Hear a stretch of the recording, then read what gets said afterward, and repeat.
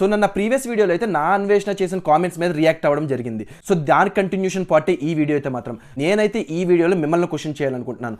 ఇలా హిందూస్ అని చెప్పుకుని యాంటీ హిందూయిజం ప్రచారం చేసే వాళ్ళకి మీరు సపోర్ట్ చేస్తున్నారు కదా, ఎంతవరకు కరెక్ట్ అంటారు ఒకసారి ఆలోచించండి. ఎలాంటి వాటికి సపోర్ట్ చేయడం వల్లే స్లో పాయిజన్ అనేది మన అందరికీ ఇంక్లూడ్ చేస్తూ ఉంటారు. ఇక్కడ నేను నాకు సపోర్ట్ చేయమని అయితే నేను ఎవరిని అడగట్లేదు, బట్ ఇలాంటి వాళ్ళని సపోర్ట్ చేయడం వల్ల ఫ్యూచర్ ఎట్లా ఉంటుందని మీరే ఆలోచించుకోండి. అసలు మీరు అతను కామెంట్ చేసిన వీడియోస్ చూసారా? సో హిందూ కల్చర్లో అంట ఆడవాళ్ళకి ఫ్రీడమ్ లేదంట, క్రిస్టియన్ కల్చర్లో కంప్లీట్గా ఫ్రీడమ్ ఉందంట.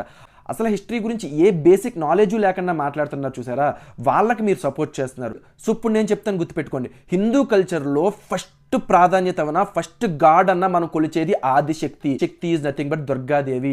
అదే రూపంలో ఆడపిల్లలందరినీ మనం కొలుస్తూ ఉంటాము. సో దీన్ని బట్టే మనం అర్థం చేసుకోవచ్చు మన కల్చర్లో ఆడపిల్లలకి ఏ మాత్రం ప్రాధాన్యత ఉంది అని చెప్పేసి. సో ఇట్లాంటి బేసిక్ నాలెడ్జ్ కూడా లేకుండా నోటుకొచ్చిన మాటలల్లో కామెంట్ చేసేస్తుంటారు. గుడులు ఎక్కడుంటే అక్కడ పగలగొట్టేయమంటుంటారు. ఇండియాలో జరిగే అత్యాచారాలన్నీ హిందూస్ మీదే ఆపాదిస్తుంటారు. ఇట్లాంటి వాళ్ళని కూడా మీరు సపోర్ట్ చేస్తున్నారంటే ఇంకా మీ చాయిస్, ఇంతకన్నా నేను ఎక్కువ చెప్పలేను.